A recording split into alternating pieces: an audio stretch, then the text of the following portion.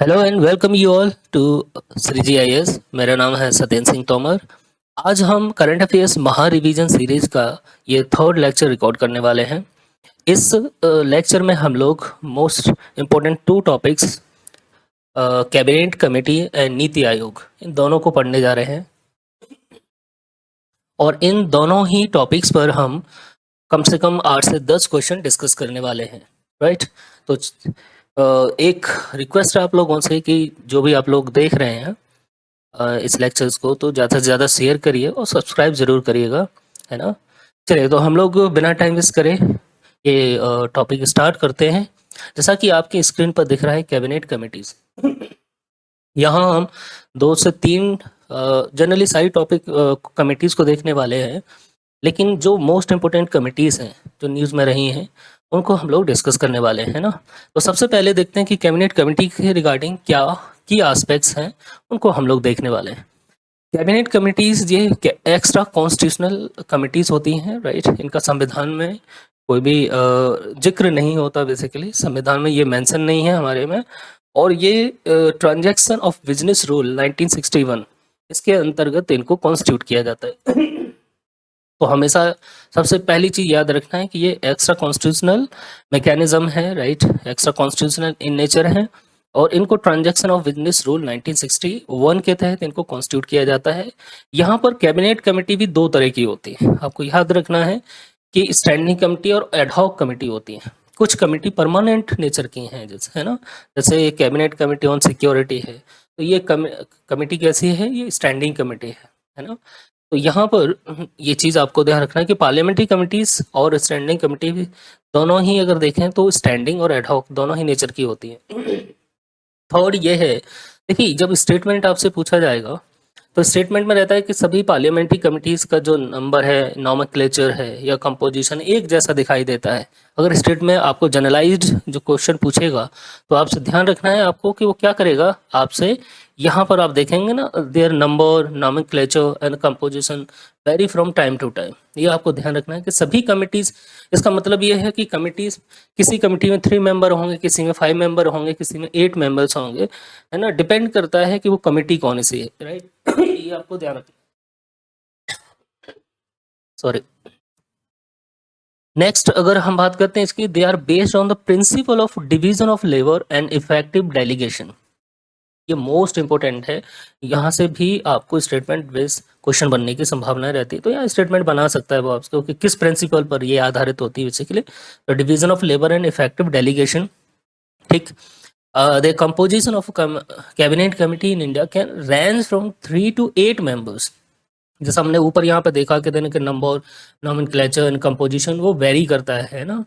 तो यहाँ पर क्या होता है कि 3 to 8 मेंबर्स होते हैं किसी कमेटी में और कंसिस्ट ओनली कैबिनेट मिनिस्टर।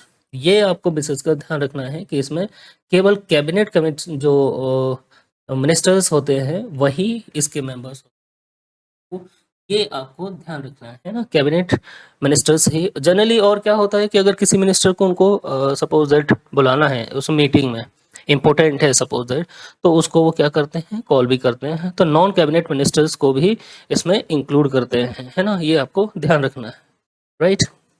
अब यहाँ पर हम बात करते हैं in the present scenario, all committees except Cabinet Committee on Accommodation and Cabinet Committee on Parliamentary Affairs are usually headed by the Prime Minister.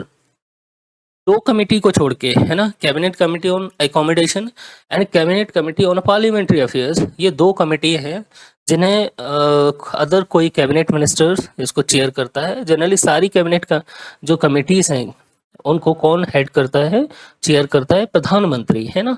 तो सबसे पहला पॉइंट हमको ध्यान रखना है कि ये एक्स्ट्रा कॉन्स्टिट्यूशनल नेचर होती हैं, राइट। दूसरा है कि ट्रांजैक्शन ऑफ बिजनेस रूल 1961 के तहत इनको कॉन्स्टिट्यूट किया गया है। दोनों तरह की कमेटी होती हैं, स्टैंडिंग कमेटी, एडहॉक कमेटी। उनके नंबर, नॉमेनक्लेचर, कंपोजिशन वेरी करता है time to time, 3 to 8 members. केवल कैबिनेट में मिनिस्टर्स ही इनके मेंबर्स होते हैं। पॉलिटी में आप लोगों ने पढ़ा होगा ऑब्वियसली। और यहाँ पर एक और बात है कि ये जो कमेटी होती हैं उसमें केवल 2 कमेटी को छोड़ के बाकी सभी कमिटीज़ को चेयर कौन करते हैं, प्रधानमंत्री, उनके चेयरपर्सन प्रधानमंत्री होते हैं। अब यहाँ पर आप लोग देखेंगे कि यहाँ पर टोटल कितनी है 8 कैबिनेट कमिटीज़ हैं। 2 कमिटीज़ अभी रिसेंटली फॉर्म की गई थी, उससे पहले 6 कमिटीज़ थी। एक है अपॉइंटमेंट्स कमिटी, अपॉइंटमेंट जितने भी जो टॉप अपॉइंटमेंट्स होते हैं गवर्नमेंट ऑफ इंडिया में, वो ये कमेटी करती है। इसका चेयरपर्सन प्रधानमंत्री होता है। किसको कहाँ अपॉइंट करना है, किसको सेक्रेटरी बनाना है ना। तो ये सारे के सारे काम कौन करता है, ये कमिटी ऑन अपॉइंटमेंट्स, राइट। एक है accommodation headed by home minister, ये आपको ध्यान रखना है। जो जैसे पार्लियामेंटेरियंस हैं, एमपीज हैं, ठीक है, मिनिस्टर्स हैं, इनको बंगला, कौन सा बंगला कहाँ मिलना है, किसको क्या देना है, ये कौन देखता है, सारा का सारा काम देखते हैं होम मिनिस्टर, जो कि अभी हमारे अमित शाह जी हैं। Accommodation economic affairs committee most important committee है ये भी। आप लोगों ने सुना होगा कि जो एमएसपी है, एमएसपी की रेट फाइनलाइज जो करती है बेसिकली, वो इकोनॉमिक अफेयर्स कमेटी है, ये करती है। Parliamentary affairs committee headed by defence minister, right, ये भी आपको ध्यान रखना है। तो ये दोनों कमेटी हैं, इनको याद रखना है। पॉलिटिकल अफेयर्स, जितने भी पॉलिटिकल अफेयर्स रिलेटेड मैटर्स रहते हैं, तो ये कमेटी है। सिक्योरिटी, मोस्ट इंपॉर्टेंट कमेटी है सिक्योरिटी, कमेटी ऑन सिक्योरिटी, है ना। यहाँ पे एक और 2 कमेटी अभी रिसेंटली जो कि इनको सेटअप किया गया था, कॉन्स्टिट्यूट किए गए, investment and growth committee and skill employment and livelihood. तो टोटल कितनी 8 कमिटीज है ना। अब सबसे पहले हम बात करते हैं the cabinet committee on security, ठीक है ना। CC is highest decision making body in a national security. अगर हम बात करते हैं कि हमारे देश की जो सुरक्षा है उसको लेकर सबसे जो बड़ी कमेटी है, basically highest decision making body है सीसीएस, राइट। अब इसमें कौन कौन इसके मिनिस्टर्स होते हैं, ये आपको विशेष कर याद रखना है। कंपोजिशन की बात करते हैं हम तो इसमें प्राइम मिनिस्टर चूंकि चेयरपर्सन है, और अदर मिनिस्टर कौन कौन से हैं, minister of defence, minister of home affairs, minister of finance and cooperative affairs and minister of external affairs, ये ध्यान रखना है, ठीक है ना। तो यहाँ पर अगर देखें एक्सटर्नल अफेयर्स मिनिस्टर हैं, यहाँ पर डिफेंस मिनिस्टर है, मिनिस्टर ऑफ होम अफेयर्स है, मिनिस्टर ऑफ फाइनेंस है एंड कॉर्पोरेट अफेयर्स मिनिस्टर है। तो आपको ये याद रखना, ये मिनिस्टर्स इसके मेंबर्स होते हैं। अब बात करते हैं इसके फंक्शंस की, तो 4 से 5 फंक्शंस आपको याद रखना है, मोस्ट इंपॉर्टेंट है। सबसे पहले deal with all defence related concerns, India के डिफेंस रिलेटेड जो भी कंसर्न्स हैं उनको सारे का सारे, क्योंकि ये सिक्योरिटी कमेटी है, नेशनल सिक्योरिटी कमेटी का है या कैबिनेट कमेटी ऑन सिक्योरिटी का है, तो जितने भी डिफेंस रिलेटेड कंसर्न्स हैं उनको ये डील करती है। दूसरा है to deal with issues of law and order and internal security. जैसे सपोज दैट कि मणिपुर में क्राइसिस हुआ, वहाँ पर वायलेंस हुआ, ठीक है, तो लॉ एंड ऑर्डर वहाँ का बिगड़े ना, है ना, किसी भी राज्य का लॉ एंड ऑर्डर ना बिगड़े, अल्टीमेटली उसको, जैसे लॉ एंड ऑर्डर वैसे इश्यू होता है, राज्य का सब्जेक्ट है, बट अगर इससे नेशनल सिक्योरिटी खतरे में पड़ती है तो लॉ एंड ऑर्डर के इश्यूज को भी यही, अब वहाँ पे पैरामिलिट्री फोर्स डिप्लॉय करना है ना, अपस्पा लगाना है, क्या लगाना है, ये डिसीजन कौन लेता है, cabinet committee on security, right. जैसे मणिपुर में वायलेंस हुआ था तो उस समय वहाँ पे फोर्स डिप्लॉयड करनी पड़ी थी, लॉ एंड ऑर्डर का इशू चैलेंज हो गया था और उसकी वजह से इंटरनल सिक्योरिटी का इशू चैलेंज हुआ, राइट। इंटरनल सिक्योरिटी का इशू बनता है। तो जब भी इस तरह की कोई सिचुएशन होती है तो ये कमेटी है जो कि फाइनल डिसीजन लेती है। थर्ड है address of foreign policy concerns having security consequences including agreements with other countries. ये भी आपको देखना है कि फॉरेन पॉलिसी के रिगार्डिंग जब वो देश की सिक्योरिटी के संबंध में कोई इशू आता है तो वहाँ पर भी यही कमेटी डिसीजन लेती है। ये पॉइंट आपको विशेष कर याद रखना, address foreign policy concerns having security consequences including agreements with other countries. जैसे सपोज दैट कि हमने किसी कंट्री के साथ कोई एग्रीमेंट किया, ठीक है, और वो फॉरेन पॉलिसी के रिलेटेड कोई इशू है, तो उससे क्या है कि अगर क्या सिक्योरिटी कॉन्सिक्वेंसेस होते हैं उसके रिगार्डिंग भी ये डिसीजन लेती है, उनको एड्रेस करती है। नेक्स्ट है deal with the economic and political concerns that affect national security. कोई भी इकोनॉमिक एंड पॉलिटिकल कंसर्न है जो नेशनल सिक्योरिटी को थ्रेट करता है उसे भी देखता है। सपोज दैट कि कोई ऐसा मैटर है जो हमारा पाकिस्तान या बांग्लादेश से रिलेटेड है, सपोज दैट कोई पॉलिटिकल नेचर का है, जैसे कि है ना सिंधु जल समझौता जो है, जो हमारा ट्रीटी है, एग्रीमेंट है पाकिस्तान के साथ में, या गंगा ट्रीटी है बांग्लादेश के साथ में, है ना, वो पॉलिटिकल नेचर का अगर वो बेसिकली ट्रीटी है और उसके रिगार्डिंग अगर हमारे इकोनॉमिक कंसर्न है, कोई पॉलिटिकल कंसर्न है, तो उसको लेकर डिसीजन कौन लेता है? यही कमेटी लेती है, कैबिनेट कमेटी ऑन सिक्योरिटी। तो आपको याद रखना है, जैसे सिंधु जल समझौता अभी हमने हॉल्ट पे कर रखा हुआ है पाकिस्तान के साथ में, तो इस तरह की नेचर के जो बेसिकली इश्यूज रहते हैं वो भी cabinet committee on security, right. ये आपको ध्यान रखना है। यहाँ पर अगर देखेंगे नीचे, to evaluate cases of increase in formed of revised cost estimate due to factors such as schedule overruns scope modification under estimation. यहाँ से नहीं पूछेगा, मेनली मैंने जो पॉइंट्स हाईलाइट किए हैं ये आपको ध्यान रखना है कि ये इसके रिलेटेड फंक्शंस है। नोट, यहाँ पर एक चीज़ हमको नोट करना है कि डिफेंस एक्विजिशन काउंसिल, बेसिकली इसकी बात करते हैं, defence acquisition council headed by the defence minister for every high level acquisition final clearance is obtained from CCS. जब हम किसी देश से कोई हाई लेवल के एक्विजिशन करते हैं, डिफेंस इंपोर्ट करते हैं, तो फाइनल क्लियरेंस कौन देता है? यही कमिटी देती है, ठीक है ना। वैसे छोटे मोटे जो एक्विजिशंस रहते हैं, डिफेंस एक्विजिशंस रहते हैं, तो वो कौन करता है? ये डिफेंस एक्विजिशन काउंसिल है। बट सपोज दैट 5000 करोड़ से ऊपर का, यानी 5000 करोड़ से 5000 करोड़ से ऊपर का कोई ऐसा डिफेंस एक्विजिशन है, सपोज दैट हमको हमने डील की फ्रांस के साथ में, हमको वहाँ से क्या चाहिए? राफेल चाहिए, 36 राफेल हमने फ्रांस से डील किया। तो इस तरह के कोई भी डिफेंस एक्विजिशन है, राइट, उसके रिगार्डिंग कोई भी इशू, कोई भी इसके लिए डिसीजन है ना, तो उसको कौन लेता है? यही कमेटी लेती है, और फाइनल क्लियरेंस यहीं से होता है, इसी कमेटी से होता है ना। तो आप समझ सकते हैं कि कितना इंपॉर्टेंट कमेटी है ये। नेक्स्ट बात करते हैं हम यहाँ पर cabinet committee on parliamentary affairs. ये headed by the defence minister, right. ये आपको ध्यान रखना है। ये जब कॉन्स्टिट्यूट की गई थी 1949 में, तब ये पार्लियामेंट्री कमेटी ऑन अफेयर्स ऐसा नहीं था ये, राइट। इवेंचुअली क्या था इसका नाम? Parliamentary and legal affairs committee था, ये नाम था इसका, जब इसको कॉन्स्टिट्यूट किया गया था 1949 में। बाद में इसको क्या किया गया था? रीनेम किया गया cabinet committee on parliamentary affairs, कहाँ? 1954 में, है ना। और ये इसको जो डिफेंस जो सेक्रेटरियल असिस्टेंस मिलता था, वो डिपार्टमेंट ऑफ पार्लियामेंट्री अफेयर्स की जगह, है ना, मिनिस्ट्री ऑफ पार्लियामेंट्री अफेयर्स। ये पहले डिपार्टमेंट ऑफ पार्लियामेंट्री अफेयर्स ऐसा असिस्टेंस मिलता था। यहाँ पर ध्यान रखना है कि इस कमेटी को स्टार्टिंग में मिनिस्ट्री ऑफ लॉ के द्वारा सेक्रेटरियल सपोर्ट मिलता था। बाद में हमने इसको क्या किया? मिनिस्ट्री ऑफ पार्लियामेंट्री अफेयर्स बनाया गया, उससे पहले डिपार्टमेंट ऑफ पार्लियामेंट्री अफेयर्स, है ना।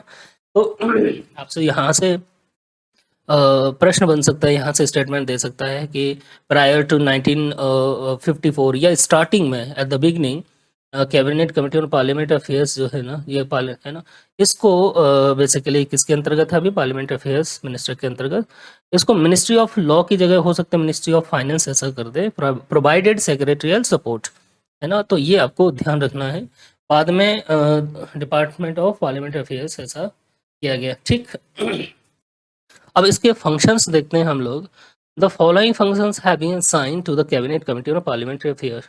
सबसे पहला क्या मोस्ट इंपोर्टेंट फंक्शन क्या है? To watch the progress of government businesses in parliament and to give such directions as may be necessary from time to time in order to secure smooth and efficient conduct of such businesses. तो parliament में जो भी government business है, right, government का जो काम काज है उसका क्या प्रोग्रेस है उसको देखना, और फिर उससे रिलेटेड क्या सजेशन हो सकते हैं, बेटर सजेशंस हो सकते हैं, जिससे कि हाउस को बेहतर तरीके से संचालित किया जा सके, स्मूथ तरीके से संचालित किया जा सके, है ना। ये सबसे पहला है। दूसरा है to scrutinise and to consider the attitude of the government or non-official bills and resolution to be presented parliament।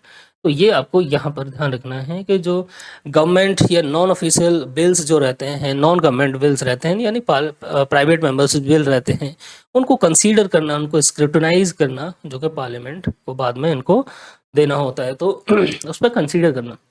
मैंने कहा पार्लियामेंट में जो बिल आने वाले हैं तो वो क्या करते हैं, उनको क्या करती है? स्क्रूटनाइज करती, कंसीडर करते हैं ना। ये थोड़ा सा गलत हो गया यहाँ पर। To maintain a review from all India point of view of legislation undertaken by state legislatures. जो स्टेट गवर्नमेंट के द्वारा कोई भी लेजिस्लेचर लेके आई जाती है, यानी कोई भी लॉ लेकर आती है, उसका क्या ऑल इंडिया इम्पैक्ट होगा, उसको एनालाइज करना, उसको रिव्यू करना, ये बीसी का काम है। सपोज दैट कि मध्य प्रदेश गवर्नमेंट कोई बिल लेकर आती है, उसका नेशनल लेवल पर क्या बेसिकली इम्पैक्ट होगा, ऐसा तो कोई बिल नहीं लेकर आ रही कोई स्टेट गवर्नमेंट कि जिससे कि वो उसका एक ड्रास्टिक इम्पैक्ट हो, है ना? तो उसको एनालाइज करना, ये सब रिव्यू करना, उसको देखना, ये सब भी काम इसी कमेटी का है। नेक्स्ट है to consider proposal to someone और prorogue the house of parliament. ये इसको जो देखिए, अब आपसे यहाँ से पूछा जाएगा कि हाउस को सम्मन कौन करता है, हाउस को प्रोरोग कौन करता है, तो राष्ट्रपति, है ना? लेकिन उसके प्रपोजल को कंसीडर कौन करता है, तो ये पार्लियामेंट्री अफेयर्स जो कमेटी है बेसिकली यही करती है ना? यानी टू कंसीडर प्रपोजल टू सम्मन और prorogue the house of parliament, जो प्रपोजल आता है हाउस को सम्मन करने का, प्रोरोग करना, उसको कंसीडर करता है यही कमेटी। समझ में आया ना आप लोगों को? तो ये इंपॉर्टेंट कमेटी है। अब 2 कमेटी और हैं यहाँ पर, cabinet committee on investment and growth, ये headed by to prime minister. इसको 2019 में कॉन्स्टिट्यूट किया गया था। अब जैसे इसका नेचर है cabinet committee on investment and growth, तो ये जनरली यही देखती है कि देश में इन्वेस्टमेंट कैसा हो रहा है, ग्रोथ कैसी हो रही है, वो सब चीज़ों को देखता है।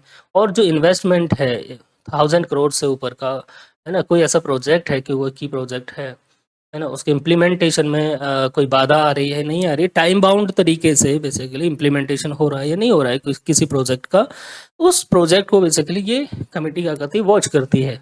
इसको हमको ध्यान रखना है। It will prescribe time limit for giving approval and clearance, monitor the progress of such project. कोई ऐसा प्रोजेक्ट है नेशनल इंपॉर्टेंस का है, 1000 करोड़ से ऊपर का कोई प्रोजेक्ट है सपोज दैट, है ना, या 1000 करोड़ का कोई प्रोजेक्ट है लगभग, तो उस प्रोजेक्ट को ये कमेटी क्या करती है, मॉनिटर करती है टाइम टू टाइम, वो कि जिससे कि वो क्या है, टाइम बाउंड, है ना, मैनर में कंप्लीट हो सके। Getting my point? तो इसीलिए ये committee cabinet committee on investment and growth, बस इतना हमको ध्यान देना है ना? नेक्स्ट है CC on employment and skill development 2019। ये भी 19 में इसको कॉन्स्टिट्यूट किया गया था, headed by PM. It is suppose to provide direction to all policy programmes, schemes and initiative for skill development. देश में जो स्किल डेवलपमेंट के प्रोग्राम चल रहे हैं, बेसिकली सरकार के द्वारा बहुत सारे ऐसे इनिशिएटिव लिए जा रहे हैं जो स्किल डेवलपमेंट को लेकर हैं, तो उनको क्या करती है, डायरेक्शन देती है बेसिकली, है ना, उनके वॉच करती है, उन पॉलिसीज को रिव्यू करती है, तो ये कमेटी है। चलिए, अब इनके रिगार्डिंग हम लोग, ये हमारी cabinet committee on parliamentary affairs थी, सॉरी कैबिनेट कमेटी रिगार्डिंग हम लोगों ने पढ़ा। अब इसको लेके हम लोग क्वेश्चन देख लेते हैं। सबसे पहला है, with reference to the cabinet committee on parliamentary affairs consider the following statement. अब हम किसकी बात कर रहे हैं, कमेटी ऑन पार्लियामेंट्री अफेयर्स। पहला statement, it was first constituted in 1942, right? तो क्या 1942 में इसको कॉन्स्टिट्यूट किया गया था कि नहीं? पार्लियामेंट्री अफेयर्स कमेटी पहले, सबसे पहले कब कॉन्स्टिट्यूट की गई थी? 1940, जैसे यहाँ पर देखेंगे आप, तो 9 में, है ना, सबसे पहले ये कॉन्स्टिट्यूट की गई थी 1949। अब देखिए यहाँ से आपसे प्रश्न जो पूछेगा, जो यहाँ से क्वेश्चन जो पूछने की प्रोबेबिलिटीज है, तो एक तो पूछ लेगा कि cabinet committee on parliamentary affairs, ये कैबिनेट कमेटी और कैबिनेट कमेटी ऑन सिक्योरिटी इससे भी पुरानी है बेसिकली, ओल्डर देन, है ना, सीसीएस, राइट? तो ऑब्वियस सी बात है कि 1949 में इसको कॉन्स्टिट्यूट किया गया था, तो उससे पुरानी तो है ही। तो यहाँ पर ये स्टेटमेंट गलत हो जाता है, इट वाज फर्स्ट कॉन्स्टिट्यूटेड। तो इस तरह के क्वेश्चंस बनते हैं, आपको ध्यान रखना है। ये 1949 में आप देखेंगे, it functions its function is to scrutinise and to consider the attitude of the government on non official bills and resolution to be presented to the parliament. ठीक, दूसरा है, before 1959, sorry, before 1954 the ministry of defence was provided secretarial assistant to the committee. जैसे मैंने देखो discuss किया था यहाँ पर कि 1954 से पहले, 1954 से पहले इसको सेक्रेटरियल असिस्टेंस कौन सी कमिटी देती है ना, प्रोवाइड करती थी, कौन से, देखेंगे तो यहाँ पे मिनिस्ट्री ऑफ लॉ, हमने यहाँ पे डिस्कस भी किया था कि यहाँ पे आप लोग देखेंगे।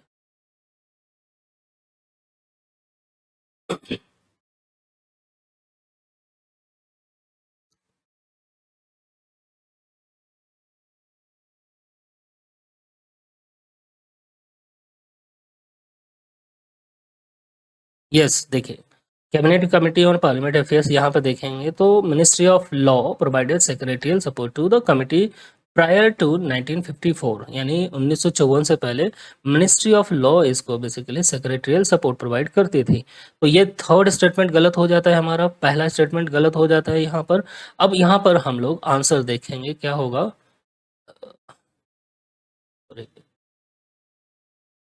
ए, राइट, मतलब ओनली वन कौन सा है, टू। इसका ऑप्शन है टू। इस function is to scrutinise and to consider the attitude of the government और non official bills and resolution to be presented to parliament. जैसा हम लोगों ने डिस्कस किया था जब इसके फंक्शंस के रिगार्डिंग हम लोग बात कर रहे थे, तो government and non official bills जो रहते हैं उनके एटीट्यूड को उनको कंसीडर करना है ना, उनको स्क्रूटनाइज करना, उसको रिव्यू करना, ये काम है इस कमेटी का। तो आपको ध्यान रखना है कि कौन सा बिल आना है, सरकारी बिल आना है, कोई प्राइवेट बिल है उसको आना है नहीं आना, उसको नेचर को क्या करते हैं, ये एटीट्यूड को कंसीडर करती है ना। तो यहाँ पर केवल एक स्टेटमेंट इसका सही है। मेरा कहने का मतलब यह है कि कंप्लीटली क्या करेगा आपसे, एक तो कब कॉन्स्टिट्यूट के यहाँ से रिगार्डिंग, दूसरा फंक्शंस के रिगार्डिंग क्वेश्चन आपसे पूछ लिया जाए। तो इस होप्स हो कि इस एक क्वेश्चन से आपको बहुत सारी चीज़ें क्लियर हुई होंगी इसको लेकर, है ना। चलिए नेक्स्ट हम चलते हैं। नेक्स्ट क्वेश्चन है which of the following are the function of the cabinet committee on security. अब हम बात करते हैं कैबिनेट कमेटी और सिक्योरिटी की, है ना, राइट। चलिए सबसे पहला है to deal with all defence related issues. पहला स्टेटमेंट बिल्कुल सही है। डिफेंस रिलेटेड जितने इश्यूज हैं वो कौन देखता है, कैबिनेट कमेटी ऑन सिक्योरिटी। देखिए क्वेश्चन लगाना हमारे लिए बहुत इंपॉर्टेंट है। जब तक हम क्वेश्चंस प्रैक्टिस नहीं करेंगे, यकीन मानिए कि उतने ही चांसेस रहते हैं वहाँ पर एग्जाम हॉल में आपको गलत होने के, है ना। नेक्स्ट है यहाँ पर स्टेटमेंट है to deal with economic and political issues impinging on national security, यानी ऐसे पॉलिटिकल और इकोनॉमिक इश्यूज जो नेशनल सिक्योरिटी को इम्पिंज करता है कहीं ना कहीं, उसको उनको भी डील करती है ये कमेटी। तो ये स्टेटमेंट भी बिल्कुल सही है। थर्ड स्टेटमेंट देखते हैं to deal with the parliamentary affairs. Parliamentary affairs को ये कमेटी तो नहीं देखती, इसके लिए अलग से एक है ना कमेटी है, कमेटी ऑन पार्लियामेंट्री अफेयर्स, जिसके रिगार्डिंग अभी हम लोगों ने पढ़ा। तो थर्ड स्टेटमेंट तो थोरोली गलत होता है। फोर्थ है to deal with disinvestment of public sector unit. ये public sector unit basically units होते हैं, उनके डिस इन्वेस्टमेंट को लेकर ये कोई डिसाइड नहीं करती कम्युनिटी, है ना। तो ये स्टेटमेंट भी गलत हो। देखिए इस तरह के स्टेटमेंट आपको रहेंगे जनरली, और वो एग्जेजरेशन पे जब लेकर जाते हैं तो इस तरह के क्या करते हैं, ऑप्शंस देते हैं, इस तरह के स्टेटमेंट रख देते हैं वहाँ पर, है ना। तो नेक्स्ट है to deal with issues relating to law and order and internal security. जैसे इसका हमने ऑलरेडी फंक्शन जब पढ़े थे बेसिकली, है ना। तो यहाँ पर ये स्टेटमेंट भी सही होता है। तो स्टेटमेंट इसमें से कौन कौन सा सही है, फर्स्ट, सेकेंड एंड फिफ्थ। इसका थर्ड एंड फोर्थ जो स्टेटमेंट है वो गलत होता है। तो अगर हम यहाँ पर आंसर देखें तो कौन सा आंसर हमारा, सी, 1, 2 एंड 5 ओनली, है ना। तो ये बेसिकली दो क्वेश्चन है जो हम लोगों ने डिस्कस किए थे। अब हमारा जो नेक्स्ट इम्पोर्टेंट टॉपिक है वो है नीति आयोग। होप सो कि आप लोगों को चीज़ें क्लियर हो रही होंगी, और एग्जाम में यही गलती नहीं करना है, ध्यान रखना है आपको। इसलिए हमको ज़्यादा से ज़्यादा क्वेश्चन प्रैक्टिस कर सकते हैं, और जो टॉपिक हैं तो ये सीरीज आप लोगों के लिए इसीलिए लेकर लाई गए हैं कि उसको क्या होता है, कई बार हम टॉपिक तो पढ़ते रहते हैं, उस पर क्वेश्चंस उतने नहीं मिलते हमको, है ना। तो जितने आप क्वेश्चन प्रैक्टिस करके जाएंगे, यकीन मानिएगा आपको वहाँ से क्या है ना कि मिस्टेक्स करने के आपके पास चांसेस बहुत कम हो जाते हैं, मिनिमाइज कर देते हैं आप, है ना, कम मिस्टेक्स करेंगे उसमें, ये है। अब नेक्स्ट हमारा जो टॉपिक है वो है नीति आयोग, है ना। नीति आयोग चूंकि न्यूज़ में है और बहुत इंपॉर्टेंट टॉपिक है हमारे एग्जाम के पर्सपेक्टिव से, प्रीलिम्स के पर्सपेक्टिव से बहुत इंपॉर्टेंट है, राइट। मेंस के पर्सपेक्टिव से भी इंपॉर्टेंट हो जाता है, क्योंकि इसकी अभी 10 साल कंप्लीट हुए हैं। तो 10 साल कंप्लीट हुए तो एनालाइज करते हैं कि 10 साल नीति आयोग इस्टेब्लिश हो गया, किसी ऑर्गेनाइजेशन को अगर 10 साल कंप्लीट हो जाते हैं तो हम देखते हैं कि जो उसके एम थे, जो टारगेट थे, जो ऑब्जेक्टिव्स थे, वो कहाँ तक हम अचीव कर पाए हैं, इसीलिए भी, है ना। तो अभी 10 साल कंप्लीट हुए हैं इसीलिए, क्योंकि 2015 में इसको कॉन्स्टिट्यूट किया गया था, है ना। तो चलिए सबसे पहले हम देखते हैं कॉन्टेक्स्ट क्या है कि जनवरी 1 2025 national institute of transforming India NITI आयोग celebrated 10th years of foundation, right. ये अभी इसकी मीटिंग हुई थी अभी दिसंबर में, है ना, गवर्निंग काउंसिल की, इसीलिए ये न्यूज़ में था। अब देखिए इसका नेचर अगर हम बात करें तो नेचर कैसा है basically, NITI Aayog is a think tank यानी एडवाइजरी बॉडी। देखिए क्वेश्चंस क्या होता है, अगर कोई एडवाइजरी बॉडी है, कोई लीगल बॉडी है, कोई कॉन्स्टिट्यूशनल बॉडी है, तो उसके फंक्शंस वैसे ही होते हैं। सपोज दैट कि अगर कोई कॉन्स्टिट्यूशनल बॉडी है तो उसके जो मैंडेट्स रहते हैं वो क्या है, बाइंडिंग नेचर के रहते हैं, जैसे सुप्रीम कोर्ट या हाई कोर्ट है, कॉन्स्टिट्यूशनल इंस्टीट्यूशन है हमारे देश के, और उनके नेचर का जो जो जजमेंट रहते हैं वो बाइंडिंग होते हैं, राइट। लीगली कोई बॉडी है तो क्या होता है, उनका जो पावर्स रहते हैं या फंक्शन रहते हैं वो लीगली बाइंडिंग रहते हैं, जैसे एडमिनिस्ट्रेशन है, पुलिस है, तो जनरली उनके जो नेचर है क्या होता है, बाइंडिंग नेचर का होता है। लेकिन एक संस्था जो कि संवैधानिक संस्था नहीं है, कॉन्स्टिट्यूशनल बॉडी नहीं, कॉन्स्टिट्यूशन बॉडी नहीं है, दूसरा स्टैट्यूटरी बॉडी नहीं है ना, तो उसका नेचर अलग तरह का होगा। यहीं से आपको याद रखना है, ये थिंक टैंक है गवर्नमेंट ऑफ इंडिया का, एडवाइजरी बॉडी है, ये एडवाइज करती है। तो क्या इसके जो डिसीजंस होंगे वो बाइंडिंग नेचर के होंगे क्या? जब एडवाइजरी बॉडी है तो इसके जो डिसीजंस रहते हैं वो क्या है, बाइंडिंग नेचर के नहीं होंगे, है ना। एक थिंक टैंक है, सरकार की बहुत सारी पॉलिसीज को क्या करती है, रिव्यू करती है, देखती है, उस पर सजेशंस देती है, ये मेनली इसका काम है, एडवाइस देती है। तो इसके जो डिसीजन होंगे, जो है ना आउटपुट्स रहते हैं, बेसिकली रिकमेंडेशंस रहते हैं, वो बाइंडिंग नेचर के नहीं होंगे। इसको लिए ध्यान रखना है कि बॉडी कैसी है ना, संस्था कैसी है, किस तरह का इंस्टीट्यूशन है, उसका नेचर कैसा है, और वहां से क्वेश्चन को आप सॉल्व कर पाएंगे, हम लोग देखेंगे नीचे चल के। तो एडवाइजरी बॉडी है, थिंक टैंक है to the government, established through union cabinet resolution, ठीक है ना। तो यूनियन कैबिनेट रेजोल्यूशन के माध्यम से इसको स्टैब्लिश किया गया 2015 में, रिप्लेसिंग द इस वाइल प्लानिंग कमीशन को हटाकर, ये तो आप सभी लोग जानते ही होंगे ऑलरेडी। नीदर अ कॉन्स्टिट्यूशनल और अ स्टैट्यूटरी बॉडी, आपको याद रखना है, ना तो कॉन्स्टिट्यूशनल है ना स्टैट्यूटरी बॉडी। कॉन्स्टिट्यूशनल बॉडीज वो बॉडी हैं जो संविधान में कहीं ना कहीं उनके रिगार्डिंग कोई ना कोई प्रोविजन है, संविधान में एग्जिस्ट करती हैं बेसिकली, है ना, एग्जिस्ट करती हैं। स्टैट्यूटरी बॉडी वो हैं वो संस्थाएं होती हैं, बॉडीज होती हैं जिन्हें लेजिस्लेचर के द्वारा लॉ के माध्यम से क्रिएट किया जाता है, समझ में आ रहा है ना। जैसे कि NHRC, national human rights commission, है ना, पहले OBC कमीशन था, हालांकि अब वो कॉन्स्टिट्यूशनल बॉडी हो गई, उसके रिगार्डिंग संविधान में आर्टिकल है, राइट।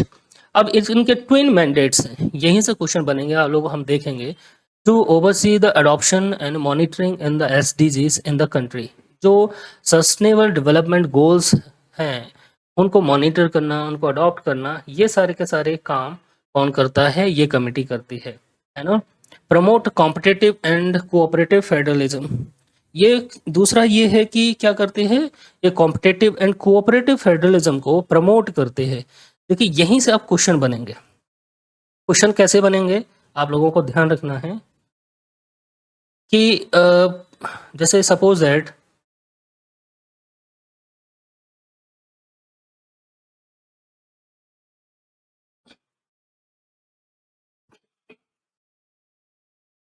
अभी हम कंपोजिशन की सबसे पहले बात करते हैं, फिर हम मैंडेट की बात करेंगे, राइट। और यहाँ से प्रश्न कैसे बनते हैं वो भी हम लोग देखेंगे। तो सबसे पहले बात करते हैं कि नीति आयोग का जो चेयरपर्सन होते हैं वो प्रधानमंत्री ही होते हैं, और इसमें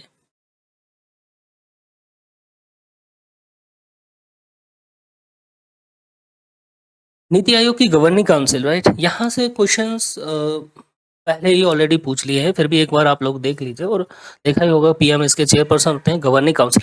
देखिए गवर्निंग काउंसिल के स्ट्रक्चर के रिगार्डिंग क्वेश्चन पूछने की संभावनाएं बहुत कम है। हम लोग देखेंगे कि क्वेश्चन यहाँ से कैसा बनेगा। तो सबसे पहले इसका स्ट्रक्चर देख लेते हैं गवर्निंग काउंसिल का। PM इसके चेयरपर्सन होता है, चीफ मिनिस्टर्स, सभी स्टेट के चीफ मिनिस्टर्स, है ना, इसके सदस्य होते हैं, लेफ्टिनेंट गवर्नर्स होते हैं अगर यूटीज में हैं कोई, तो ex officio members including maximum 4 members of union council of ministers nominated by PM. तो यहाँ पे 4 एक्स ऑफिशियो मेंबर्स होते हैं, ये मैक्सिमम है, राइट? ये आपको याद रखना है। यहाँ पर वाइस चेयरपर्सन होता है नीति आयोग का, है ना, जो कि प्रधानमंत्री द्वारा अपॉइंट किए जाते हैं। फुल टाइम मेंबर्स होते हैं इसमें।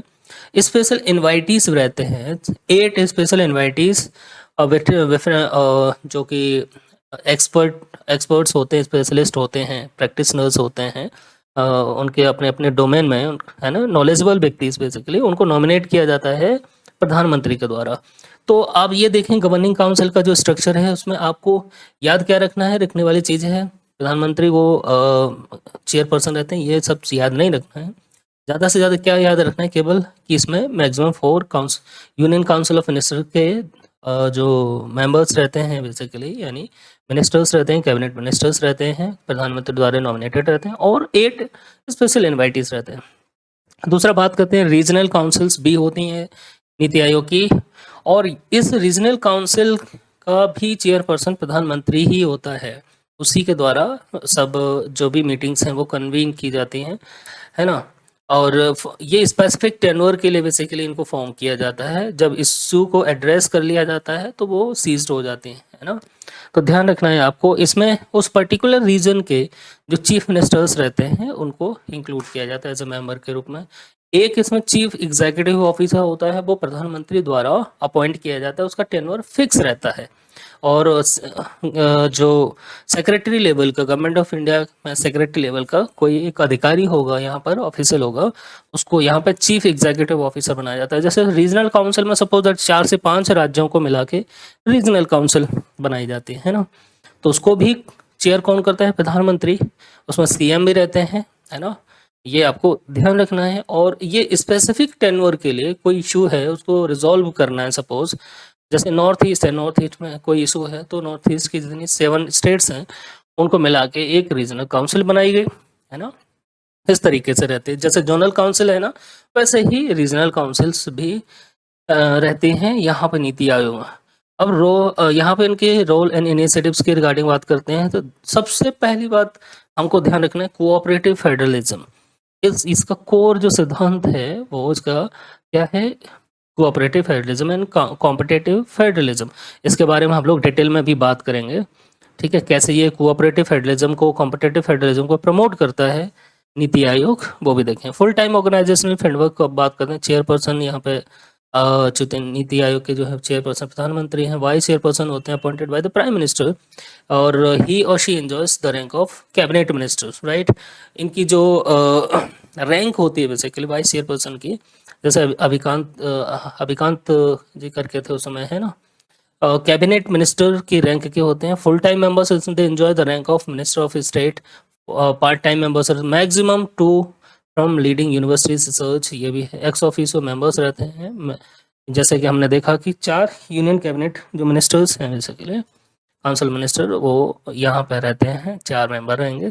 यहाँ से देखिए क्वेश्चन पूछेगा, पॉसिबिलिटी नहीं, यहाँ से क्वेश्चन ऑलरेडी पूछ चुका है यूपीएससी, तो यहाँ से क्वेश्चन शायद ही पूछे। चीफ एग्जीक्यूटिव ऑफिसर फिर भी हम लोग एक बार देख लेते हैं, आप जिससे रिवाइज हो जाए। यहाँ पे चीफ एग्जीक्यूटिव ऑफिसर भी आपको देखने को मिलेगा, वो सेक्रेटरी रैंक का कोई अधिकारी होता है। इसका सेक्रेटरीट जरूरी नहीं है, अलग तरीके से इसको क्या होता है कि हेल्प मिलती रहती है। ऑब्जेक्टिव क्या है ये हमको थोड़ा सा देख लेना है, क्या है, to evolve a shared vision of national development priorities sectors and strategies with the effective involvement of state. जब तक हम स्टेट का इफेक्टिव इन्वॉल्वमेंट नहीं करेंगे नेशनल डेवलपमेंट जो विज़न है हमारा उसमें, तब तक ये पूरा नहीं होगा। तो बेसिकली क्या करते हैं हम यहाँ पे जो विज़न है उसको शेयर करते हैं स्टेट के साथ में, है ना। To foster cooperative federalism through structured support initiatives and mechanism the states on a continuous basis recognising the strong state make a strong nation. जब तक स्ट्रॉन्ग स्टेट नहीं होंगी तब तक स्ट्रॉन्ग देश कैसे बनेगा, स्ट्रॉन्ग नेशन कैसे बनेगा। जैसे सपोज दैट कोई स्टेट तो बहुत अच्छा परफॉर्म कर रहे हैं, है ना, उसका जीडीपी ग्रोथ बहुत अच्छी है ना, वहाँ पे इंडस्ट्री स्टेब्लिश हो रही है, बट एक स्टेट क्या करता है पिछड़ता चला जा रहा है, तो वो देश के लिए अच्छा नहीं है, रीजनल इम्बैलेंस होगा। इसीलिए क्या करते हैं कोऑपरेटिव फेडरलिज्म को बेसिकली प्रमोट करना, और इसके साथ हम क्या करते हैं कोऑपरेटिव फेडरलिज्म के साथ साथ कॉम्पिटिटिव फेडरलिज्म की भावना को भी ये क्या करते हैं वो उसको फोस्टर करते हैं। वो भी हम लोग देखेंगे यहाँ पे। यहाँ पर to develop mechanism to formulate credible plans at the village level and aggregate these progressively at high levels of government. तो ये क्या करती है नीति आयोग, धीरे धीरे अब वो प्लान ऐसे इस तरीके से प्लान करती है नीतियों का या जो प्रोग्राम्स हैं कि विलेज लेवल तक, ग्रास रूट लेवल तक लेकर जाए उनको, है ना, वहाँ से इम्प्लीमेंटेशन हो। ठीक है, तो ये मेनली इसके स्ट्रक्चर हैं। यहाँ से क्वेश्चन आप देखेंगे तो बहुत ज़्यादा सच। देखिए अब ये बात करते हैं हम कि यहाँ पे जो फंक्शनल फ्रेमवर्क है, तो दो चीज़ें देखने को मिले। टू हब्स हैं यहाँ पे, team hub, team India hub देखेंगे। जब प्रधानमंत्री चेयर करें ना नीति आयोग की काउंसिल को, तब देखें वहाँ पे टीम इंडिया लिखा होगा, है ना, पीछे, राइट। तो ये टीम इंडिया हब है। दूसरा है knowledge and innovation hub. Team India hub का क्या काम है? The team India hub of NITI Aayog carries out the mandate of fostering cooperative federalism and designing policy and programme framework. ये क्या करती है? जो फोस्टर करती है कोऑपरेटिव फेडरलिज्म को, और पॉलिसी एंड प्रोग्राम जो फ्रेमवर्क है उसको डिजाइन करते हैं। It provides requisite coordination support in NITI Aayog का एंगेजमेंट विद स्टेट। इसमें हम क्या करते हैं, स्टेट को साथ में लेकर उनकी क्या डिमांड है, उनके क्या चैलेंजेस हैं, उनको सभी को ध्यान में रखते हुए पॉलिसी डिजाइन करते हैं। पहले ऐसा होता था कि केंद्र में पॉलिसी कोई बनाई गई और सीधे स्टेट को क्या करते हैं, डायरेक्शन दे दिया कि भाई इसको इसको इम्प्लीमेंट करना है। स्टेट की कैपेसिटी नहीं होती है कई बार। तो हम क्या करें, अब इसमें स्टेट का सब कुछ ध्यान में रखते हुए कि स्टेट में ग्राउंड रियलिटीज क्या हैं, उनको ध्यान में रखते हुए फिर हम पॉलिसीज को फॉर्म करते हैं। ठीक है ना, पॉलिसी जो भी प्रोग्राम्स हैं गवर्नमेंट ऑफ इंडिया के, वो और स्टेट के सहयोग से, बेसिकली एंगेजमेंट से, फुल एंगेजमेंट से, ये टीम इंडिया का ये काम है। नॉलेज एंड इनोवेशन हब की हम बात करते हैं, तो ये क्या करते हैं कि to maintain state of the art resource centre. क्या कहते हैं, state of the art resource centre provide करती है स्टेट को। सपोज दैट कि कोई इनोवेशन हब किसी स्टेट में जाके ओपन किया, और वहाँ पे कैसे स्किल्ड किया जाए लोगों को एजुकेशन के क्षेत्र में, एग्रीकल्चर के क्षेत्र में। तो इस तरीके से बहुत सारे, जैसे एजुकेशन है, बच्चों प्राइमरी लेवल पे बच्चों को कैसे बेसिकली हम अच्छे तरीके से इंगेज कर सकें, लेबोरेटरीज में कैसे बच्चों को पार्टिसिपेशन बढ़ाएं धीरे धीरे, ये सब चीज़ें देखें। तो maintain a state of the art resource centres to maintain a repository of resource research and good governance at the best practices. Good governance की बेस्ट प्रैक्टिसेस को कैसे अपनाएं हम ग्रास रूट लेवल से, और लोगों का कैसे पार्टिसिपेशन बढ़े उसमें, वो बिना लोगों की भागीदारी के गुड गवर्नेंस हम अप्लाई कर ही नहीं सकते, है ना। तो ये की कंपोनेंट्स है कि भाई लोगों का पार्टिसिपेशन ज़्यादा से ज़्यादा हो, उस चीज़ को सबको ध्यान रखना। To provide advice on important matters, right? Encourage partnership with the key stakeholders, including college, university, think tanks, and non-governmental organizations, है ना, NGOs at home and abroad। तो ये क्या करते हैं, सबको लेकर चलते हैं नॉलेज एंड इनोवेशन हब में। कोई एनजीओ कोई बेहतर प्रयास कर रहा है, सपोज दैट कि फूड डिस्ट्रीब्यूशन को लेकर, एजुकेशन को लेकर, है ना, मलन्यूट्रिशन है उसको हटाने को लेकर, और समाज में जो कास्ट है उसको कहीं ना कहीं महिलाओं के लेकर काम कर रहे हैं। तो उनको क्या करते हैं, ये उनसे आइडियाज़ लेना, उनको बेसिकली इंगेज करना अपने साथ में, ये सारा काम करती है नॉलेज एंड इनोवेशन हब में। ठीक है, अब फंक्शंस की बात करते हैं, तो यहाँ वेरियस फंक्शंस हैं जो कि नीति आयोग के द्वारा बेसिकली हेल्ड किए जाते हैं। सबसे पहला है policy and programme framework, policy बनाना, ठीक, और उनको रिव्यू करना time to time.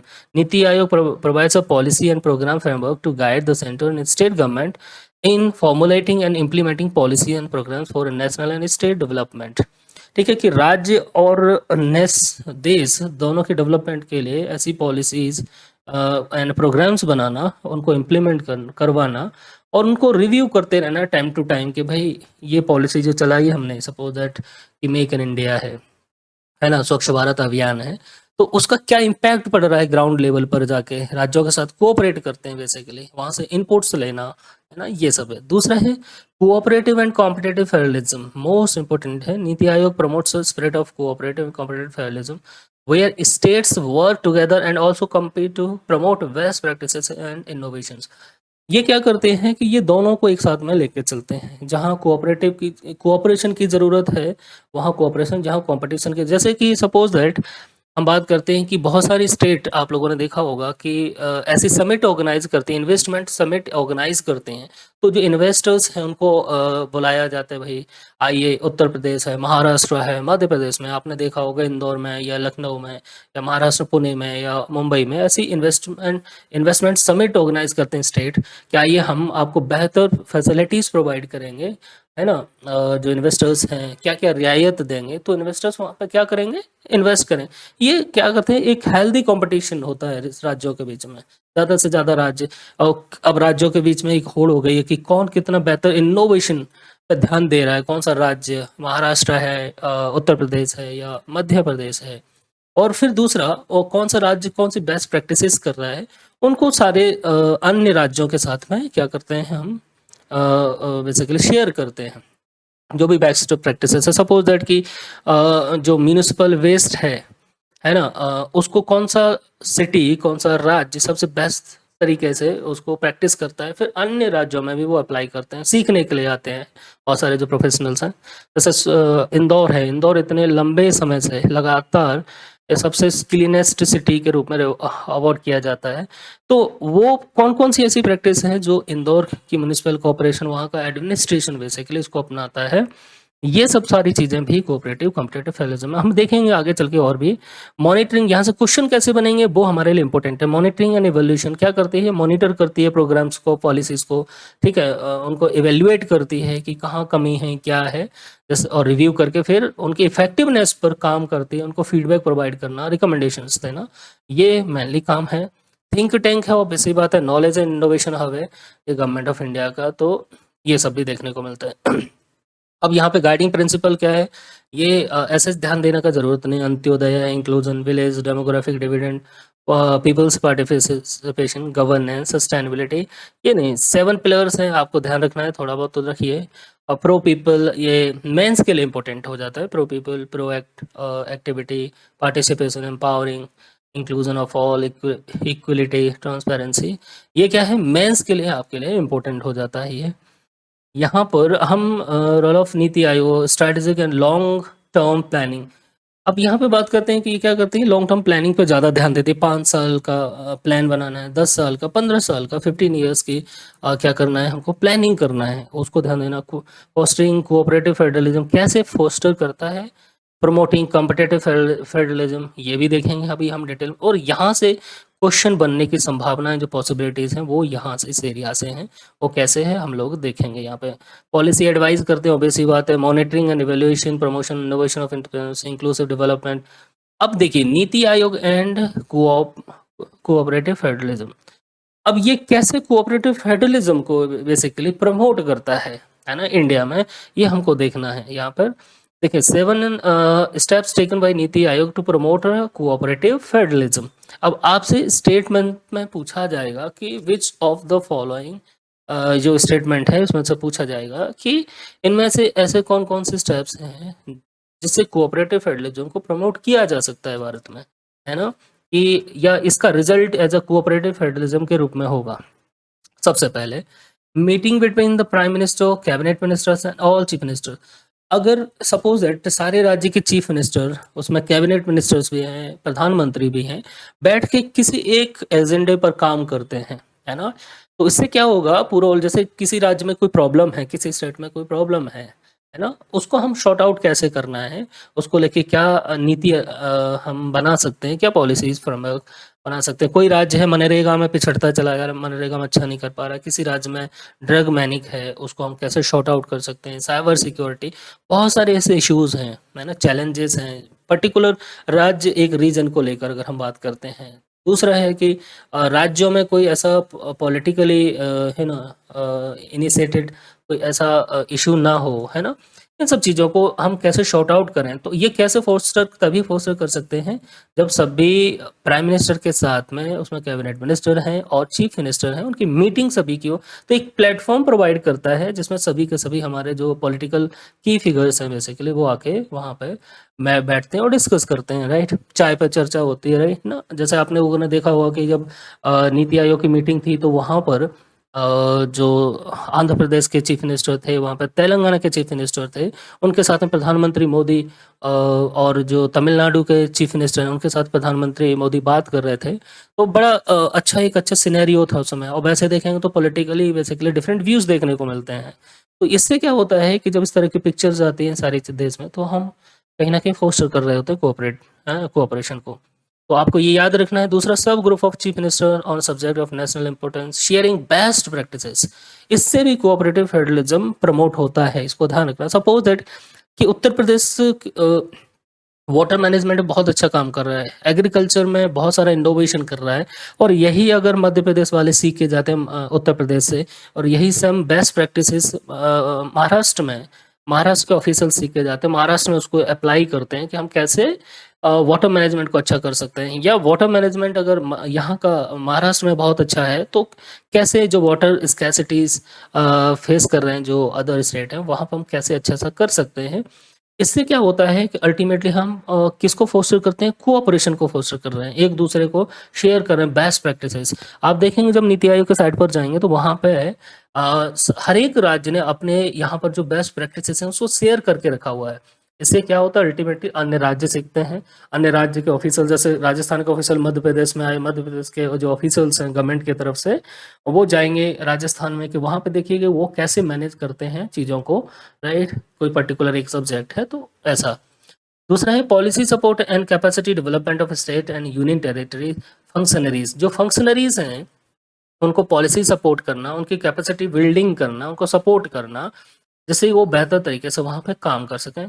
Launching of aspirational district programme for the development of backward districts. जैसे ये एस्पिरेशनल डिस्ट्रिक्ट प्रोग्राम है, इसको लॉन्च किया गया था नीति आयोग के द्वारा, और ये देश के 112 ऐसे डिस्ट्रिक्ट हैं जहाँ पर इनको बेसिकली लॉन्च किया गया। ये डिस्ट्रिक्ट सभी के सभी बैकवर्ड डिस्ट्रिक्ट थे। अब इनको क्या किया कि नीति आयोग ने कहा कि जो भी best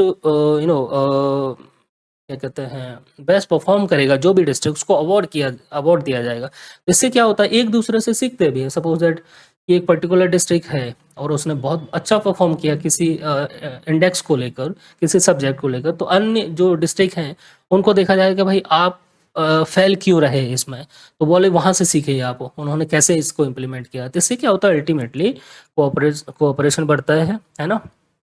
theme based extensive engagement in various sector, framing model laws for a land leasing and agriculture marketing reforms, ठीक है। Area specific intervention for north eastern Himalaya state and island development, providing relevant technical advice भी provide करते हैं, ठीक है ना। तो जो भी ऐसा इंस्ट्रूमेंट है आपको लगता है कि जैसे कोऑपरेशन बढ़ सकता है, कोऑपरेटिव फेडरलिज्म उससे प्रमोट हो सकता है, ऐसे बहुत सारे स्टेप नीति आयोग ने लिए हैं। तो आपको याद रखना, establishment of models and programmes for the development of infrastructure and reignite, establish private partnership, ठीक है। यहाँ पर क्या करते हैं, केंद्र और राज्यों को लेके और जो प्राइवेट इंस्टीट्यूशंस हैं उनको भी साथ में लेकर ये काम करते हैं, है ना। तो आपने ये देखा। अब बात करते हैं हम कॉम्पिटेटिव फेडरलिज्म की, कि कॉम्पिटेटिव फेडरलिज्म को कैसे बढ़ाते हैं और कैसे बढ़ा सकते हैं, इसके लिए भी काम करती है नीति आयोग। यहाँ पे बहुत सारे स्टेप्स लिए गए हैं। सपोज दैट कौन कौन से स्टेप्स, सबसे providing hand holding support to state and unities which are lagging behind. यानी कोई राज्य अच्छे से परफॉर्म नहीं कर पा रहा है तो उसे किस तरह के सपोर्ट की ज़रूरत है, वो सपोर्ट प्रोवाइड करना, हैंड होल्डिंग सपोर्ट, राइट। तो जैसे वो भी अच्छे से परफॉर्म कर सके, तो इससे क्या होता है, कंपटीशन की भावना बढ़ती है। Encouraging healthy competition among state, किसके माध्यम से, through transparent ranking in various sector. ये बहुत इंपॉर्टेंट है, इस पॉइंट को समझना कि ऐसे कैसे हम एक हेल्दी कंपटीशन बेसिकली क्रिएट कर सके राज्यों के बीच में। सपोज दैट स्वच्छ भारत मिशन, अब स्वच्छ भारत में हम रैंकिंग करते हैं कि कौन सा राज्य, कौन सा उस राज्य का शहर, सिटी, डिस्ट्रिक्ट सबसे बेस्ट परफॉर्म कर रहा है स्वच्छ भारत अभियान में लेकर, है ना। जैसे कि हम रैंकिंग करने का क्या उद्देश्य है यहाँ पर, जैसे इंदौर है, इंदौर बहुत अच्छा परफॉर्म कर रहा है ना, स्वच्छ भारत स्वच्छता को लेकर।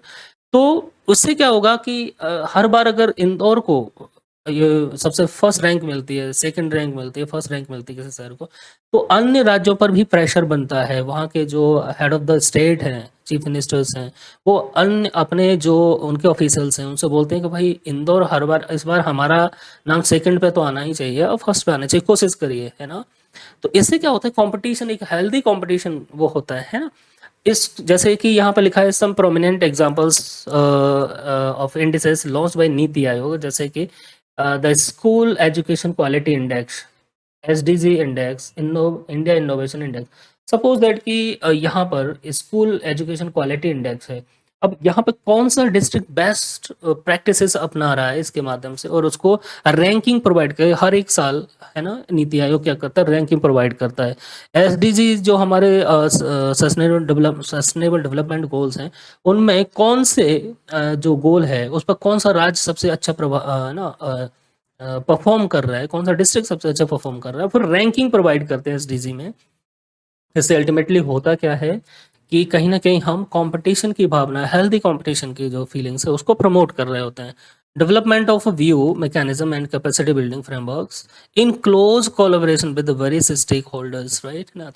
तो याद रखना, देखिए ये जो है ना ट्रांसपेरेंट रैंकिंग सिस्टम है। अब यहाँ से स्टेटमेंट बनता है कि इनमें से कौन कौन से ऐसे स्टेप्स हैं जिनकी माध्यम से हम हेल्दी कॉम्पिटिटिव फेडरलिज्म की भावना या हेल्दी कॉम्पिटिटिव फेडरलिज्म को प्रमोट कर सकते हैं। तो आपको स्टेटमेंट में आएगा ट्रांसपेरेंट रैंकिंग सिस्टम, तो समझ में आएगा नहीं आएगा आपको, ये आपको ध्यान रखना है। और यहीं पे गलती कर बैठते हैं बहुत सारे लोग। उसमें से एक ये भी हो सकता है कि हेल्दी कंपटीशन को हम कैसे प्रमोट करेंगे, थ्रू ट्रांसपेरेंट रैंकिंग सिस्टम। अगर रैंकिंग सिस्टम ट्रांसपेरेंट है सपोज दैट एसडीजी को लेकर, तो ऑब्वियस ही बात है कि राज्यों पर प्रेशर पड़ता है, तो राज्य भी क्या करेंगे फिर ऐसा ही। जैसे इन्वेस्टमेंट की हम बात करते हैं, अब बहुत सारे के सारे राज्य क्या करने लगे हैं, इन्वेस्टमेंट समिट ऑर्गेनाइज करते हैं अपने यहाँ पर। ये भी तो कंपटीशन की भावना ही तो है ना। हर एक राज्य आज चाहता है कि उसके यहाँ पर इन्वेस्टर्स आए, इन्वेस्ट करें। आपने न्यूज़पेपर में देखा होगा कि इस समिट में बहुत सारे इन्वेस्टर्स ने ऐलान किया ये कि हम अब यूपी में सपोज दैट इस साल हम 80,000 करोड़ का इन्वेस्ट करने वाले हैं यूपी में।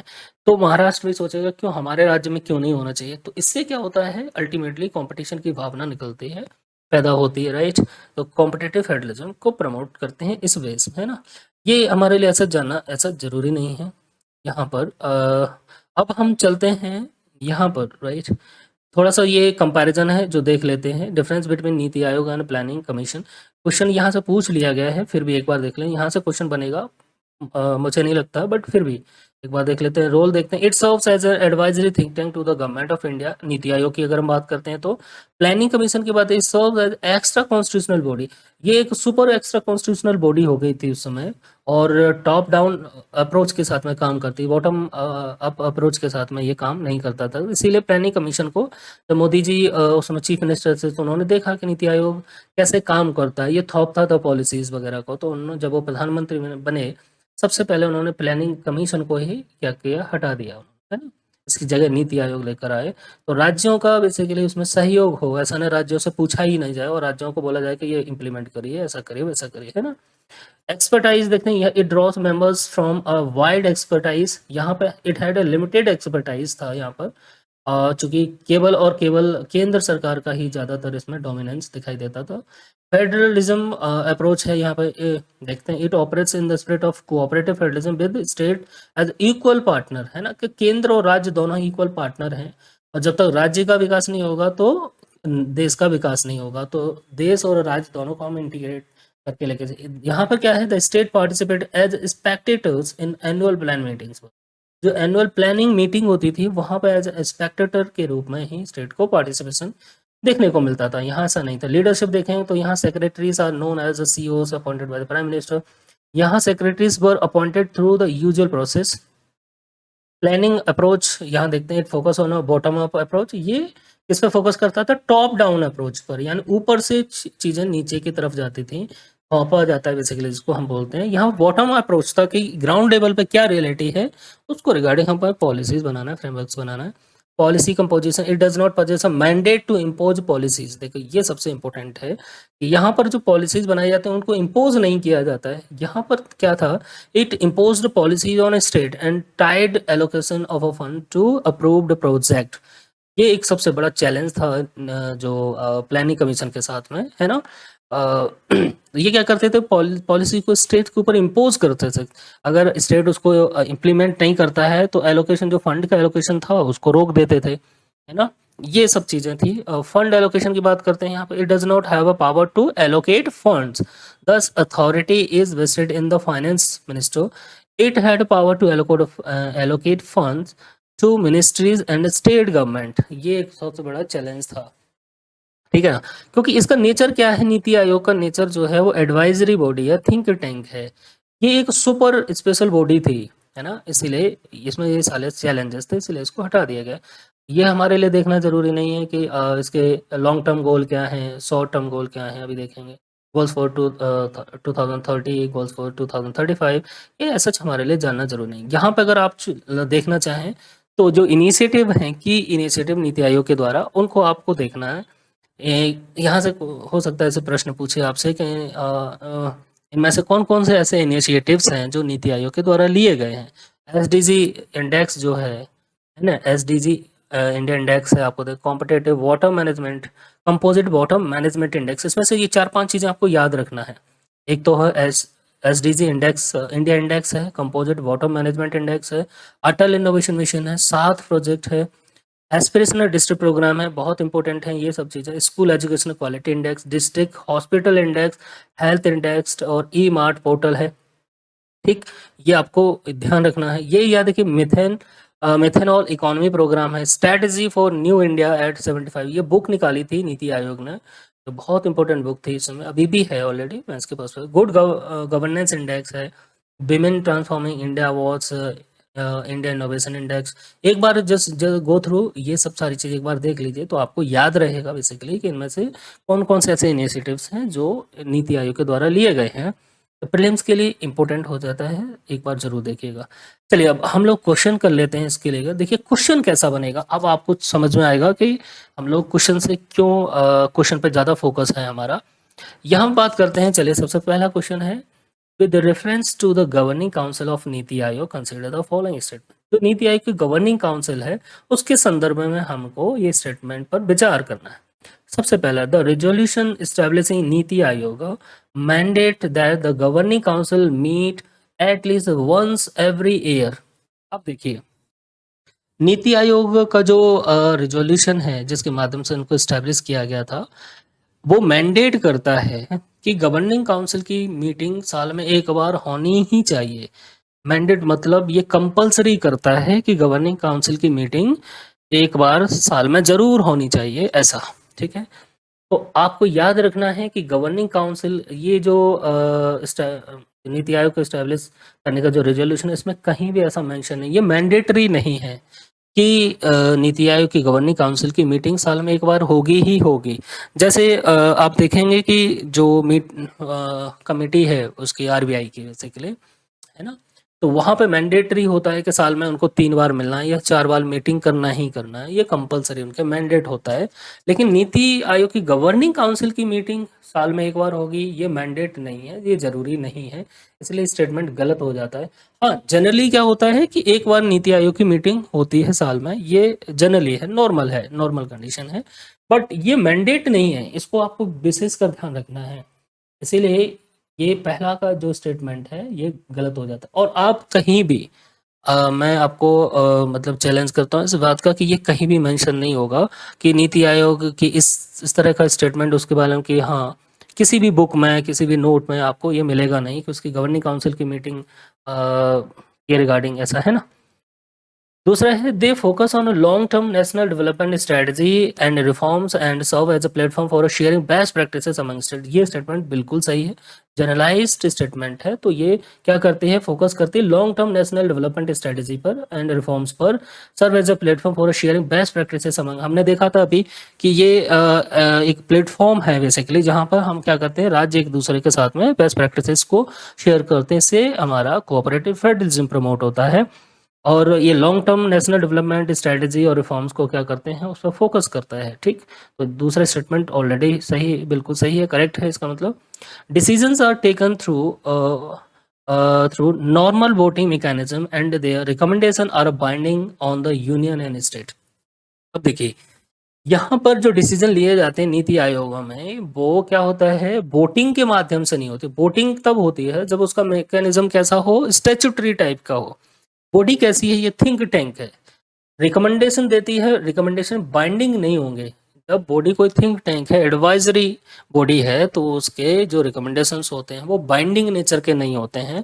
इसीलिए आपको ध्यान रखना, मैंने स्टार्टिंग में ही बोला था कि ये थिंक टैंक है, एडवाइजरी बॉडी है, इसीलिए इसके रिकमेंडेशन कैसे बाइंडिंग नहीं होते हैं यूनियन और स्टेट पर। बाइंडिंग हो जाएंगे तो फिर क्या है, प्रॉब्लम हो जाएगी। तो यहाँ पर ये तीसरा स्टेटमेंट, इसीलिए इसी तरह से स्टेटमेंट आते हैं यूपीएससी के प्रीलिम्स में, तो आपको ध्यान रखना है। कोई यहाँ पर वोटिंग मैकेनिज्म नहीं है, यहाँ पर डिसीजन जो रहते हैं वो यूनानिमस तरीके से लिए जाते हैं। कई बार थोड़ा सा होता है कि कुछ जो चीफ मिनिस्टर्स हैं उनके पॉइंट ऑफ व्यू अलग होते हैं, बट वो क्या करते हैं, डिसीजन लेते हैं किसी पॉलिसी पर। तो वोटिंग मैकेनिज्म नहीं है यहाँ पर। दूसरा, रिकमेंडेशन बाइंडिंग नेचर के नहीं होते हैं, क्योंकि इसका नेचर ही नीति आयोग का क्या है, वो एडवाइजरी बॉडी है, थिंक टैंक है। तो तीसरा स्टेटमेंट गलत होता है यहाँ पर। The NITI Aayog resolution prescribes minimum quorum for governing council meeting. क्या ऐसा है कि नीति आयोग का जो रेजोल्यूशन है जिसके माध्यम से इसको एस्टेब्लिश किया गया था, वहाँ पे क्या मिनिमम कोरम के रिगार्डिंग कोई ऐसा कोई प्रोविजन है? ऐसा बिल्कुल भी नहीं है, ध्यान रखना है। ऐसा नहीं, कोरम का मतलब है कि क्या मतलब कितने मेंबर होंगे। सपोज दैट कि नीति आयोग इतने चीफ मिनिस्टर हैं, कैबिनेट मिनिस्टर हैं, प्रधानमंत्री हैं, तो सपोज दैट कि 15 मेंबर होंगे तभी मीटिंग होगी, ये मिनिमम कोरम है। ऐसा नहीं है, नीति आयोग ऐसा कहीं भी कोई भी ऐसा इस तरह का प्रावधान दिखाई नहीं देता है। ये क्या है, एग्जेजरेशंस हैं। आपको ध्यान रखना है, इस तरह के क्वेश्चंस बनने की संभावनाएं बहुत ज़्यादा हैं। जब गवर्निंग काउंसिल की जो मीटिंग हुई थी इस बार, तब मैंने उसमें देखा तो उस पर थोड़ा सा विचार किया, क्या इसको लेके कोई कोरम है जब मीटिंग होती है तो क्या नीति आयोग की, तो ऐसा कहीं दिखाई नहीं दिया। मैंने देखा, सर्च किया, उसको काफ़ी नहीं मिला। दूसरा है कि ये इस तरह का मैंडेट दिखाई देता है कि गवर्निंग काउंसिल 1 साल में 1 बार मिलना ही मिलना चाहिए, ऐसा कोई नहीं है। दूसरा है कि इसका नेचर अगर देखें तो चूंकि एडवाइजरी है तो रिकमेंडेशन इसके बाइंडिंग नहीं होते। होप सो कि आपको चीज़ों को क्लियर समझ में आ रहा होगा, और आप यकीन मानिए इस तरह के क्वेश्चन आएंगे तो बहुत सारे लोग गलती करेंगे, प्रॉब्लम होने वाली है। और ये किसी भी बुक में नहीं है, नीति आयोग आप कितना भी पढ़ लीजिए, जितने भी जो अवेलेबल सोर्सेज हैं वहाँ पर ये सब कुछ मेंशन है ही नहीं गवर्निंग काउंसिल के रिगार्डिंग। उसके स्ट्रक्चर के रिगार्डिंग सब जगह मेंशन मिलेगा, बट ये सब चीज़ें नहीं मिलेंगी। तो यहाँ पर फिर कौन सा स्टेटमेंट हमारा सही होता है, आप देखें तो सेकेंड स्टेटमेंट हमारा बिल्कुल सही है। ये स्टेटमेंट क्या कहते हैं, गलत होता है। तीसरा गलत होता है ये। तो आंसर क्या होगा फिर हमारा ए। यहाँ पे क्या है, इनकरेक्ट पूछा है। देखिए ये चीज भी आपको विशेष का ध्यान रखना है। जनरली एक स्टेटमेंट दूसरा बिल्कुल सही है, यानी 3 स्टेटमेंट गलत है, 1, 3 एंड 4, ये तीनों के तीनों रॉन्ग है स्टेटमेंट। तो यहाँ पूछा क्या है, which of the statement given are incorrect. ये ध्यान रखना, इसको लेकर भी बहुत सारे स्टूडेंट क्या करते हैं, गलती कर बैठते हैं। ये इनकरेक्ट की जगह करेक्ट देख लेते हैं और फिर वो उसमें से लगा दें ओनली वन। जैसे ही ओनली वन लगाए स्टेटमेंट वो गलत हो जाएगा। तो यहाँ पर 3, ओनली 3, यहाँ पे 3 स्टेटमेंट चूंकि रॉन्ग है, इसीलिए होप सो की चीज़ें आपको बहुत अच्छे से क्लियर हो रही होंगी। और मेरा उद्देश्य भी यही है कि चीज़ें आपको क्लियर हो और एग्जाम इस बार का आपका फाइनल एग्जाम हो, जो भी अपियर होने वाला है, कहीं से कोई गलती ना करें आप लोग। इसलिए हम इस सीरीज को लेकर आए हैं, राइट लोग। चलिए नेक्स्ट क्वेश्चन हम लोग देखते हैं इसमें। With reference to the governing council of NITI Aayog consider the following statement. Governing council के रिगार्डिंग एक और क्वेश्चन है। It is a statutory body established under the national institution for the transforming act. ऐसा कोई एक्ट बना है कि नहीं।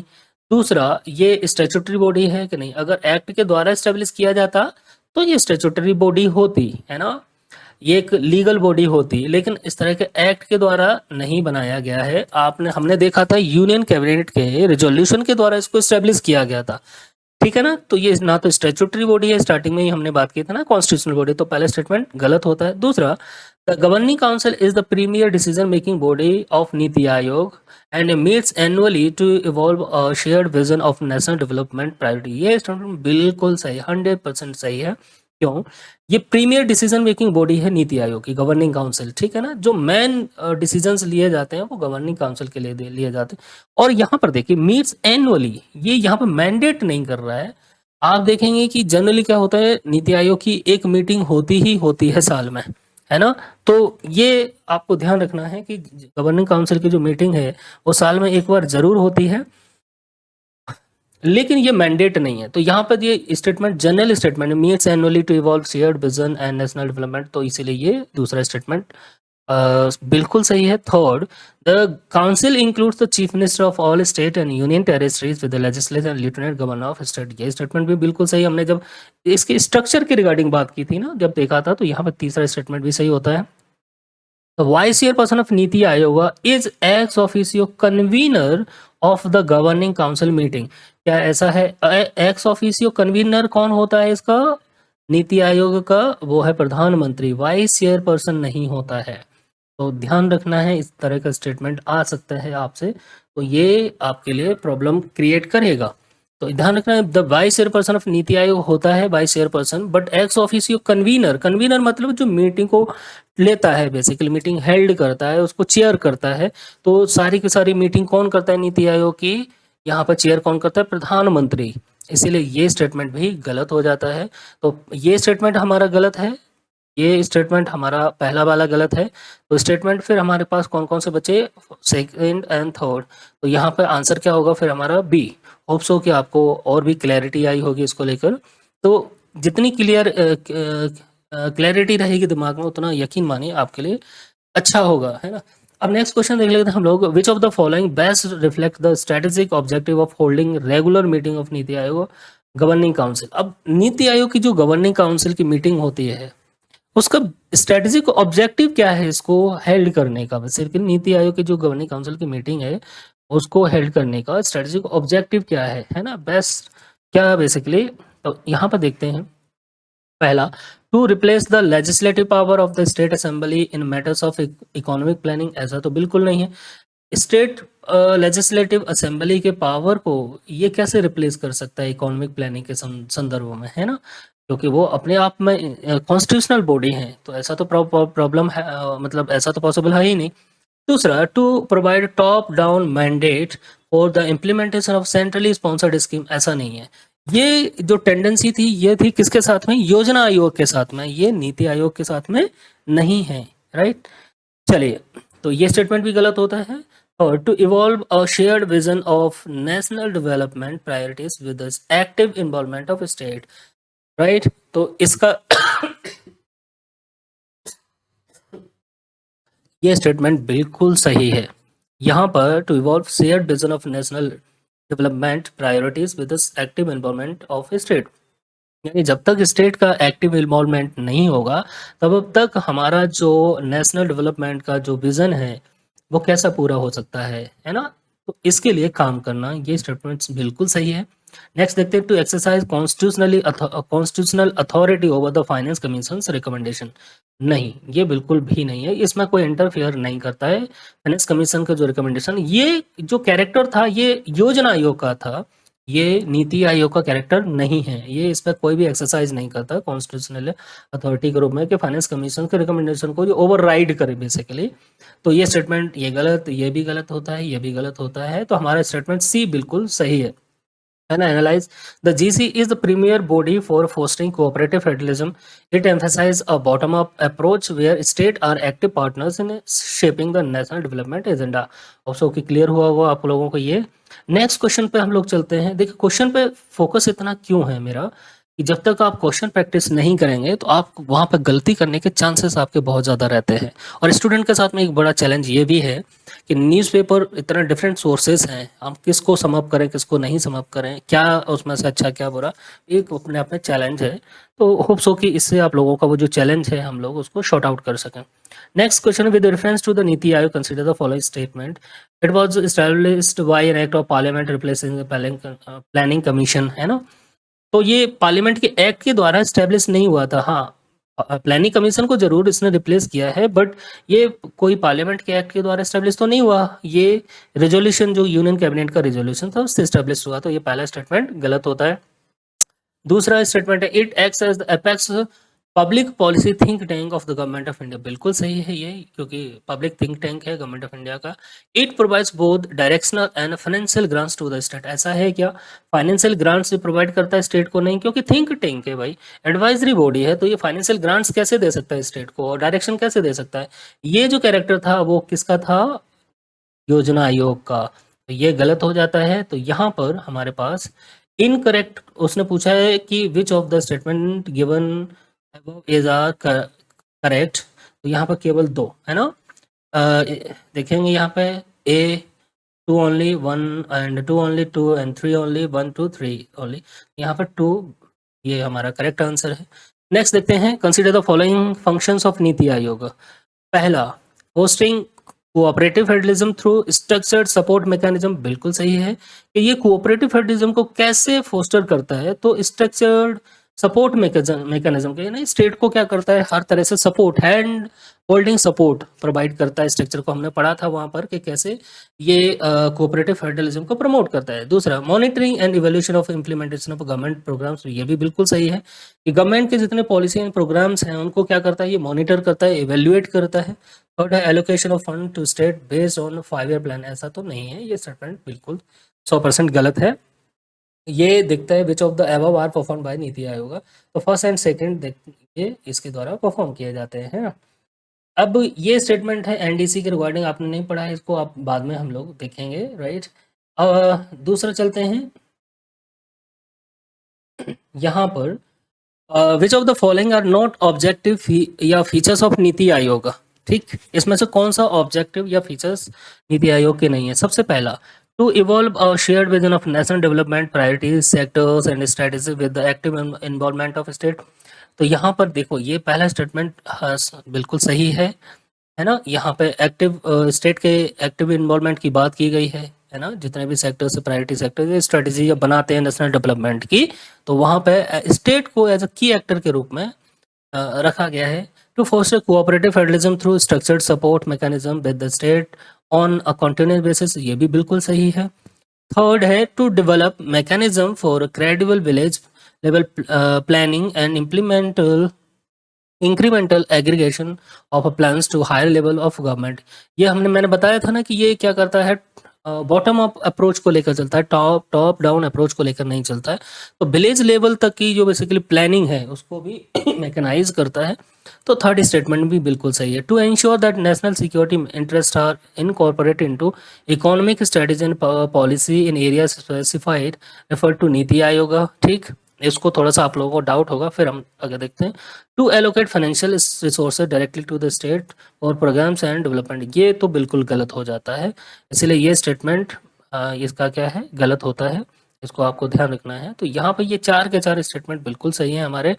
अब यहाँ पे हम अगर देखेंगे तो यहाँ पे पूरा डिटेल में दिया हुआ है, तो ऑप्शन इसका क्या है, इसका सी।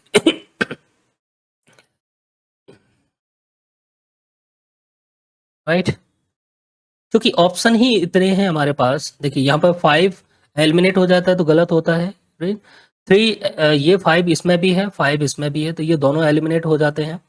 अब यहाँ पे 1 2 4 ओनली है ना, केवल इसमें 1 2 3 को छोड़ दिया, 4 ओनली, ये special refer to the NITI आयोग। इसीलिए क्या होता है, यहाँ पे आप लोग देखेंगे तो फीचर्स हैं जो नीति आयोग के, ये आप एक बार देख लेंगे तो आपको सब क्लियर हो जाएगा। तो इसका आंसर क्या होगा यहाँ पर, सी, राइट।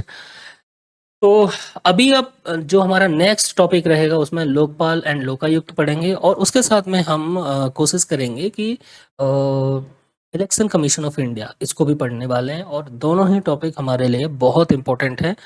और जिन लोगों ने अभी तक हमारा जो कल का लेक्चर है और आज का जो लेक्चर था, 2 लेक्चर हो चुके हैं इसको लेकर, वो नहीं देखा है तो ज़रूर देखिएगा, और लाइक शेयर एंड सब्सक्राइब जरूर करिए, और जो भी आपके फ्रेंड्स हैं उनके साथ में शेयर करिएगा, तो मेरे लिए भी अच्छा रहेगा, थोड़ा सा बूस्टिंग रहता है ना। आप लोग जब अच्छे से कोऑपरेट करेंगे तो मुझे भी अच्छा लगेगा, है ना। चलिए, धन्यवाद आप लोगों का, बहुत बहुत धन्यवाद। मिलते हैं हम नेक्स्ट वीडियो में।